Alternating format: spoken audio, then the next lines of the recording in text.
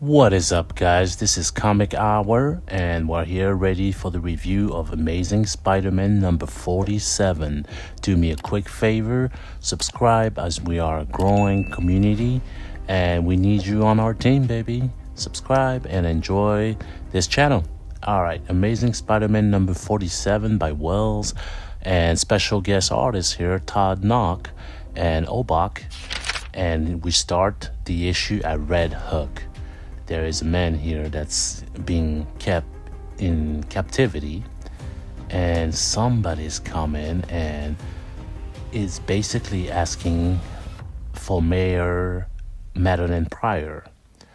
And the guy says that Mayor Pryor and Cage is a good man, and I won't tell you where they are, basically. And then this dude is like about to slash him, and there's a hand that prevents that. Who is that hand? He says, "I'm back." And the man with the knife is actually a woman. And who's back? It's Ben Reilly. As you know, Ben Reilly is Spider-Man clone, not clown, and he basically escaped prison right now. The last time we saw him is he was trying to take over New York City with an army of monsters and his girlfriend here. And basically he's back on the scene, and they're scheming something here. So, we'll see what their plan is pretty soon here. Now, we move on into the Lower East Side here, where we find Peter Parker having a phone conversation with Mary Jane Watson. And basically, Peter is asking her, "So you're not coming to this thing?" And she's like, "No. Aunt Anna set it up, and, I can't make it."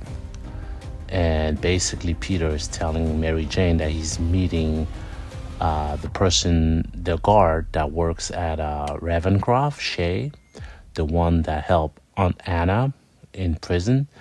And of course, if you don't know what I mean, you can check out my previous videos, previous reviews that I did on this arc. So just click the link and it will send you right there if you haven't seen them yet. So I'll give you a little background of what's happening here. But basically, Mary Jane can't make it to this meeting with Shay, but Peter is going there, and he sees Shay, and she looks dressed up and beautiful.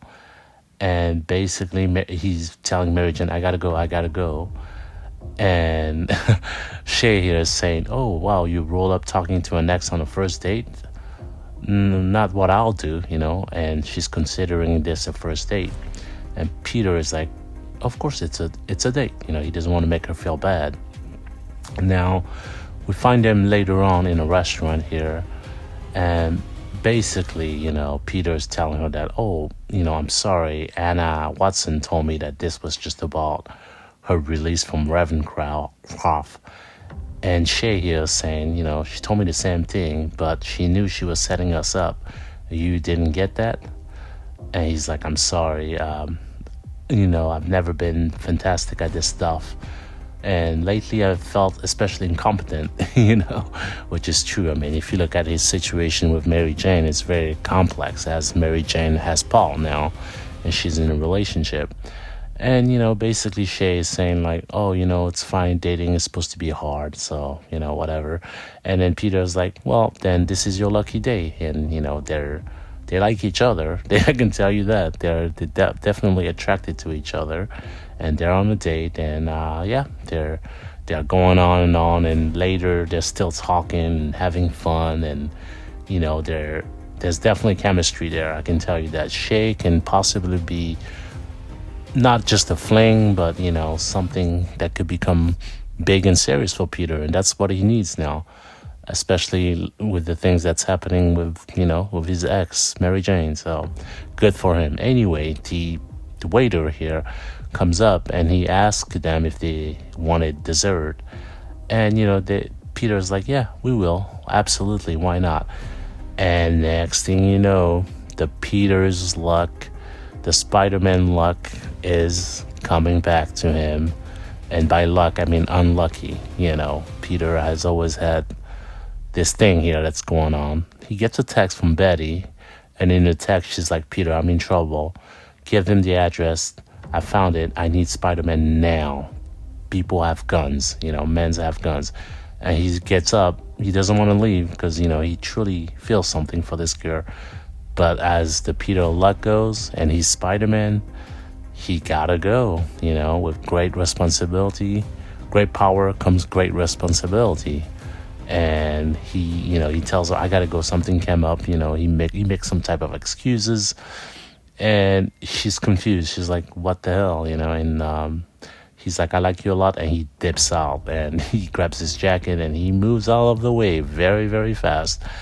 And, Peter, this isn't the first time Peter has done that. He's done it plenty of time to Mary Jane and other women, just because he's Spider-Man, he has responsibilities. He's saving the world, and that's probably why he doesn't have any luck in his relationship. So, anyway, he goes into the building where Betty is, she's looking for evidence to show that, Betty is, to show that her husband was turned into a hobgoblin, right?